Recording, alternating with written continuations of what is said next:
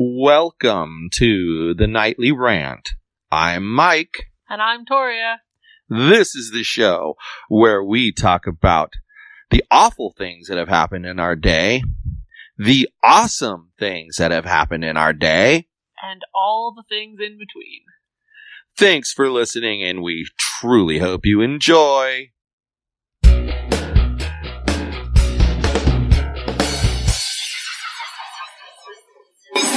So it's Tuesday, right? It sure is. Did you check the T-Mobile Tuesday I didn't. app? You just reminded me. Well, I have a story to tell you about T-Mobile Tuesday app. Do you?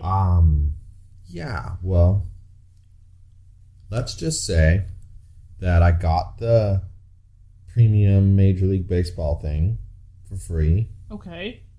But now it has broken the app. What?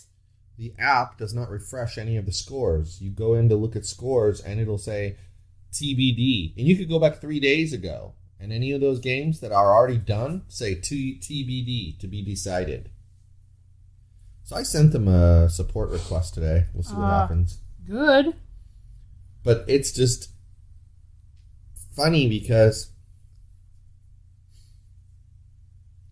I'm not mad at T-Mobile as much as I'm mad at the baseball people, because I think what's happened is they've switched my account to my old email address rather than my current email address.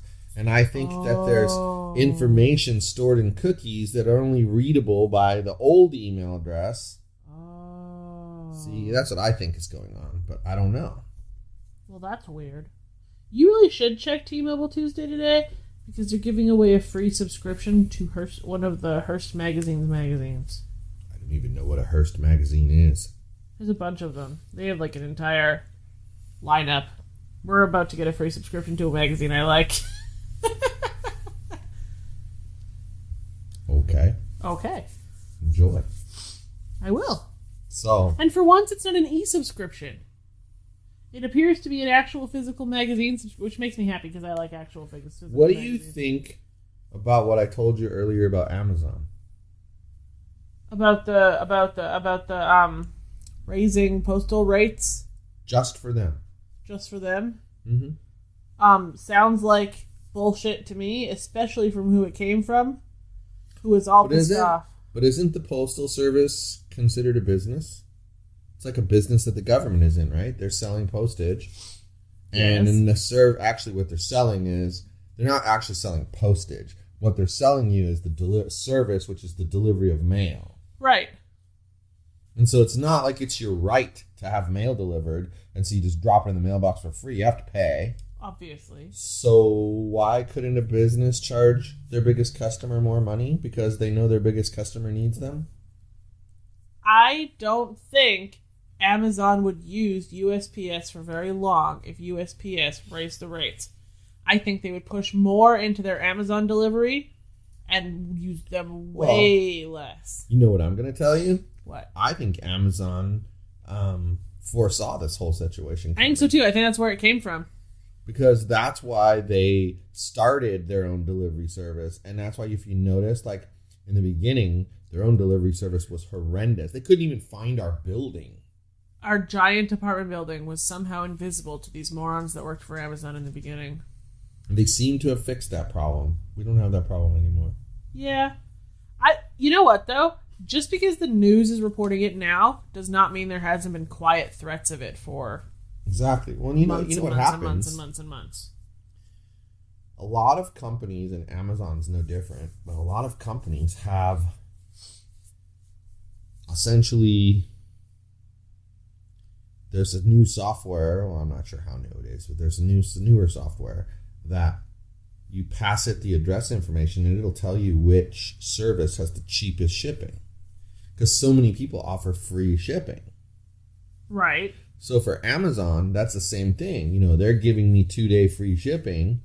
They need to find which carrier is going to deliver it for the cheapest. Well, exactly. And what will happen, like anything else, they'll just pass the cost on to their vendors. Like Matt's company sells their products through Amazon, but they ship a bunch to Amazon and then they go from the Amazon warehouses. Well, if they're going to charge them higher shipping fees to ship things, they're going to pass that They'll on have the in company merchant ship it fees. directly so that there no higher fees are being paid, too. Yeah. So, it seems like a dumb idea. They will take every avenue possible not to have to pay those higher rates. So if the government decides that the U.S. Postal Service is going to do this to Amazon, well, they thought they were in trouble already. Not making enough money because people weren't sending as much physical mail. Yeah. They'll be in more trouble after. Yeah, I don't disagree with you. Because I honestly feel like, okay, you look at the packages that get delivered around our building. At least 50% of them are Amazon packages. Yeah. Well, and that's what they're complaining. They're saying Amazon's gotten too big. Well, sorry, but it's capitalism. And what I say is, yeah, go away, government. Don't interfere with free commerce. Like, there's a reason why Amazon is getting so big and buying everything, and people are saying, "Oh, Amazon's going to own everything." There's reason. Well, so is Google. But there's reason. It's because they do it better than everyone else. And then one day, the amazing disruptor will come in, and Amazon will die. Yeah, and it starts all over again. That's a cycle. It happens. Right. I mean, I did a stint back in the late 90s at this company called The Big Store. It was thebigstore.com. And they had their original idea, okay. Remember, Amazon came from being an online bookstore. I know. Okay? That's why their logo is A to Z. But the Big Store came on with the idea of, hey, let's have JCPenney and Sears sell through our site because online retail is where it's going to be at. And they don't have their own ability to do that. So let's offer that to them. And we'll charge them a percentage of whatever we process through our site. Okay? But then they started offering it to smaller retailers. Sound familiar? And a bunch of people were selling products through there. So they were basically the Amazon before Amazon. But what happened was... Amazon. No. Amazon started to come on. Uh-huh. And then Amazon immediately went kind of global. Like, they didn't just stick in the United States. They were like, boom, let's go to China. Let's go here. Let's go there. So the Big Store decided to do the same thing. The only thing is... they didn't take the time to research the culture, and so they were releasing websites in colors that, like, in Japan meant death. Oh. And so then people in other countries were deathly afraid of the place and refused to shop there. And so they fizzled out. Well, yeah, Amazon started with books, and then they started releasing their own book technology. And then they slowly started releasing other office-y type things. And then they figured, well, if you're going to do home office, well, why not do the entire freaking household? Right. If you're going to supply the household, why not supply the clothing? If you're going to supply all that shit, why not supply groceries and all of this stuff? And they just kept expanding. And then they went from the supplying groceries online. They actually went backwards, if you think about it. Then they bought Whole Foods. But we know why they bought Whole Foods, right? Do you know why they bought Whole Foods? I have an opinion. Amazon Fresh? Yeah, it's for the delivery network. Yeah, I don't... It's the distribution network that Whole Foods already has in place. It ain't the stores. They could care less about the stores. I think grocery stores or whoever they were getting their Amazon Fresh goods from before they bought Whole Foods was gouging them. Yeah. And so it was better business for them to purchase Whole Foods than it was... Yeah. But that's how the society should work. That's how our market system should work. Well, it's a pre-existing distribution center. And if you know what you're doing and you beat everybody else out, well, kudos to you. And Whole Foods is across the country already, or wherever it is. It may not be all the way across the country. I don't know, of course.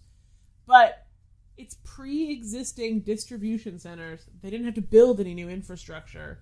They don't have to, Amazon Fresh coming soon to Texas. No, They bought Whole Foods, so there's already a distribution center. It's Amazon Fresh has arrived in Texas. Yep. This is true. But somebody will come along Like, if you remember, in the early 2000s, all there was, like, chat platform-wise, was, like, Yahoo Messenger. And then MSN Messenger came out and kind of destroyed Yahoo Messenger. And then Skype bought MSN Messenger and kind of tried to kill everything. And now there's Slack, and it's trying to take down all the business. But then the irony of it is, Skype bought MSN Messenger and from Microsoft and killed it off, and then Microsoft turned around and bought Skype. And Skype is a worse platform than MSN Messenger was. In a lot of Skype ways. is even worse now than it was when Microsoft bought it. It's become this big, giant, bloated piece of garbage. I remember trying to Skype with a friend, and then it just wasn't working. Like, and my parents have shitty internet. They've always had shitty internet, so it was not super surprising that it wasn't working. But then we tried MSN instead, because you know how MSN used to have games? Mm-hmm. So we were going to video chat and play a game at the same time, and it was flawless on the same shitty-ass internet connection. So, like, I don't know. Skype just doesn't do what I need it to do in my life. It's better now than the voice call quality now is better than it used to be, but everything else is still garbage. Agreed. Yeah, a disruptor always comes along and destroys everything for the big company. Yeah. And I don't think a single disruptor could take down Amazon. No, but they could beat them back. Them. But they could beat them back in certain areas. Like if somebody else decided to come in and corner one of the markets Amazon is sitting in. Well, in. like let's say one of the big grocery distribution companies, like Kroger. Okay? Did better than Amazon Fresh. What if Kroger paid to have a website built just to mimic Amazon Fresh? Just that part. Yeah. They could cut them out of the market. And then just completely kick their ass because, come on, let's face it, Whole Foods ain't getting the best prices.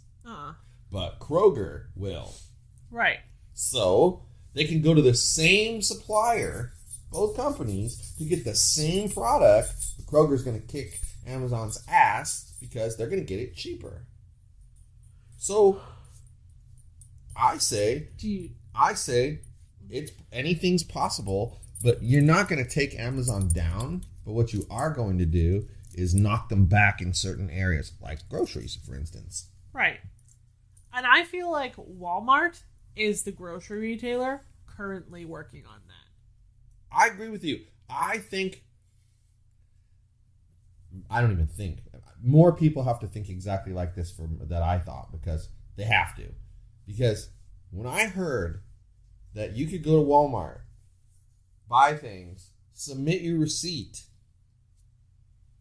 and they give you back money on things they were higher than other places, I was very skeptical at first. So at first, I would check the prices myself in advertisements and be like, wait a second, it's 49 cents cheaper on sale. They gave me 49 cents back. They didn't lie. So after a while, I got to really trust them. Well, like I tell the kids, they'll say to me, oh, Dad, Mom said this was on sale at Ralph's. Yeah, but I got to drive all the way over to Ralph's and then all the way back home when I'm already at Walmart.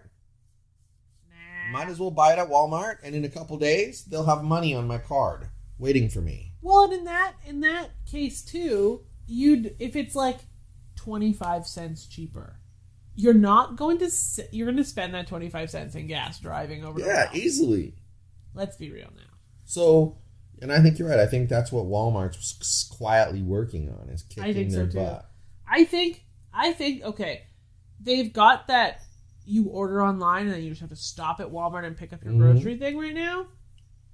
I think as soon as they get that rolled out everywhere, a delivery service will follow. Yeah, I agree with you. They do stuff in phases. Right.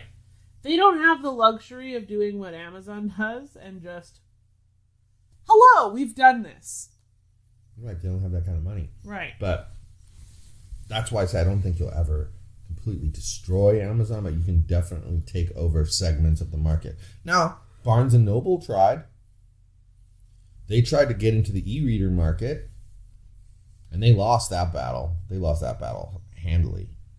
People still buy the Nook, though. But see, the actual Nook, the only Nook that's available anymore is a little tiny one. After everything else is just a tablet from Samsung. Well, yeah. I don't know. So you're really buying a tablet that has an app on it. You're not buying an e-reader. That's branded Nook. Yeah. It's, I don't know. It's a strange world when you want to knock down a company and charge it more money because it's doing well.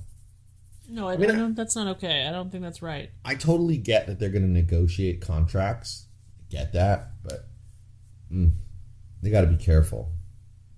Because it's not going to, in the end, Amazon's already so big, as I started saying before, that it isn't going to hurt them. They're going to push it off onto their vendor. And they're going to tell their vendor to ship it to here and to there. And they're not going to charge shipping to us Prime members.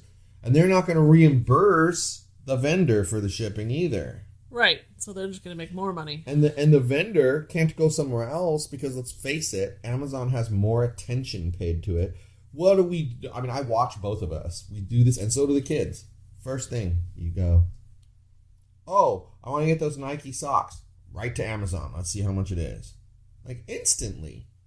Right. I open my Amazon app more times than I care to think about. Because I'm either looking for a book and I want to see if it's on the Kindle Unlimited, or I want to see what something costs, like what the price of something is. Right. And it's amazing for that. I think if Amazon could fix Audible to the point where it was actually, I don't know, worth what the hell you pay for it every month, I would like Audible a lot. Okay. This is what I don't understand. If you think about it, there was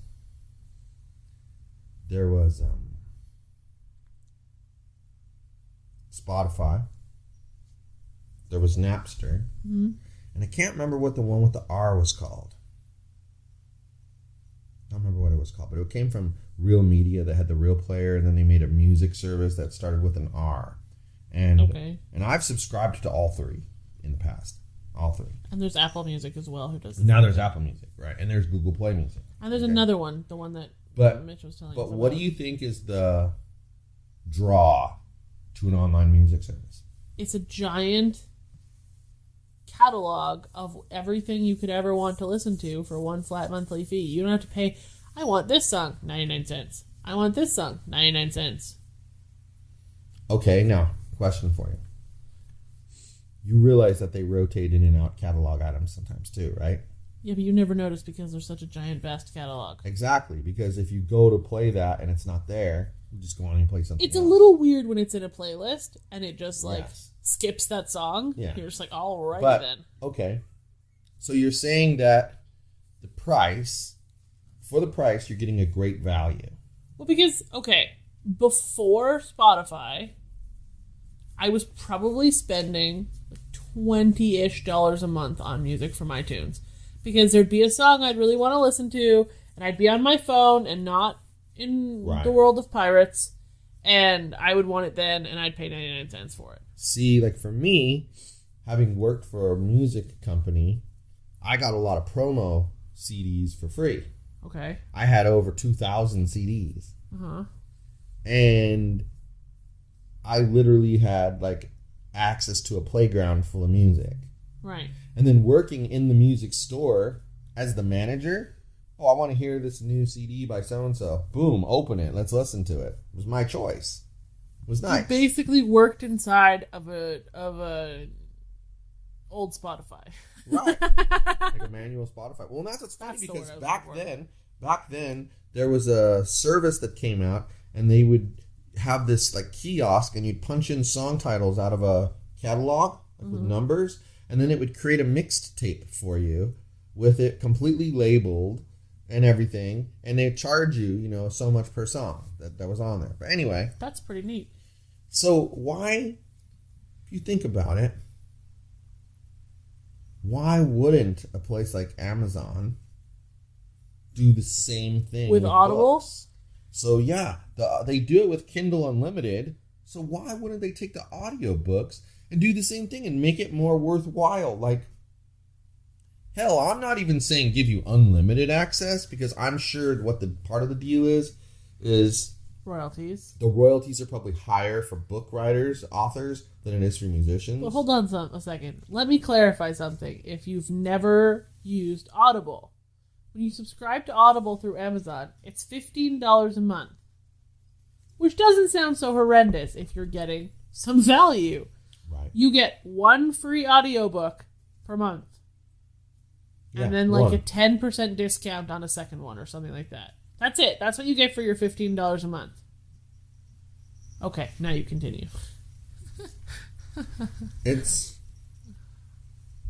There needs to be more value. So I'm not saying, like I said, maybe the royalty structure for an author is different than for a musician. Maybe because musicians tend to sell millions and millions of copies of whatever they release, that they get a smaller cut, okay?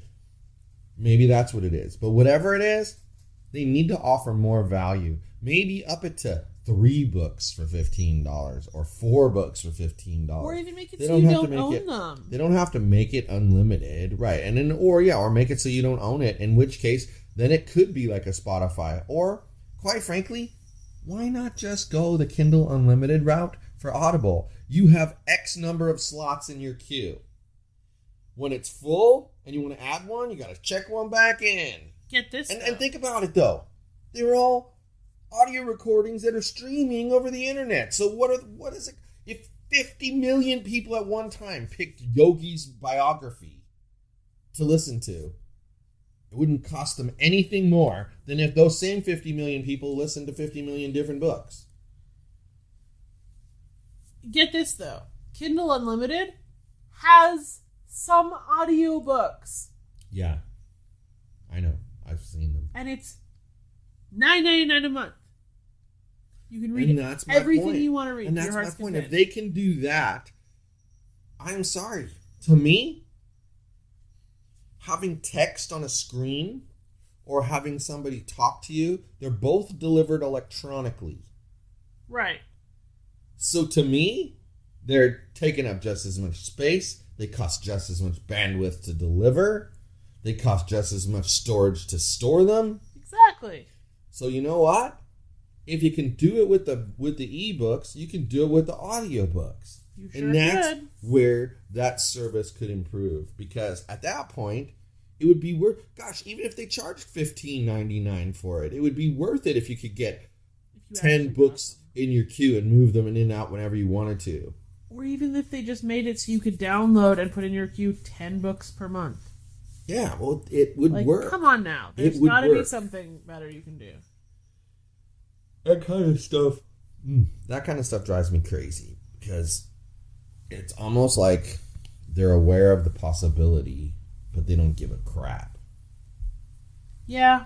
Yeah. And I suppose as long as people keep buying into their service at $15.99 a month for one book, they're going to keep selling it at $15.99 a month for one book. Why change? Probably. Why change? More people need to there's an opening there from buying. People, there's an opening there for an intelligent person. Yeah. Take Audible away from Amazon. Anyway, exactly, and that's one of the companies is trying to do that. But I can't remember what it was that I didn't like about their service. And they had music, movies, and books. Is that the one that also has magazines? Yes. Their selection was garbage? No, the one that they showed me was excellent. Was it? But there was just something about it. I think it was a little more expensive. The one that I saw, their selection was all B-list things that you've never heard of in your life. Anyway, anything else exciting going on in your end of the world? No. I've pretty much lived in a hut of work for the last 2 days, so nothing exciting has happened. Yeah, well. Except for Mike Pence. And that, we talked about that yesterday. All these days are so long because we're working and needing to get work done early. And Thursday will be that way because we have track meet to go to. Yay. I love short days. Not. Is that so, Yogi? Anyway, I have nothing else to say. Okay. Well, then I guess we should boogie on down the road. What do you say? I say good night, everyone. Hasta la bye-bye. Hi, everyone. This is Mike, and I truly hope you enjoyed this show. You're able to subscribe to this show on iTunes, Google Play, and Stitcher so as to never miss an episode.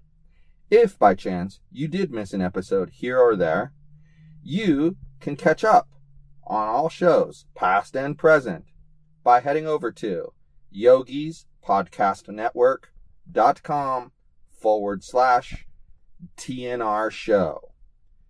Thanks for listening.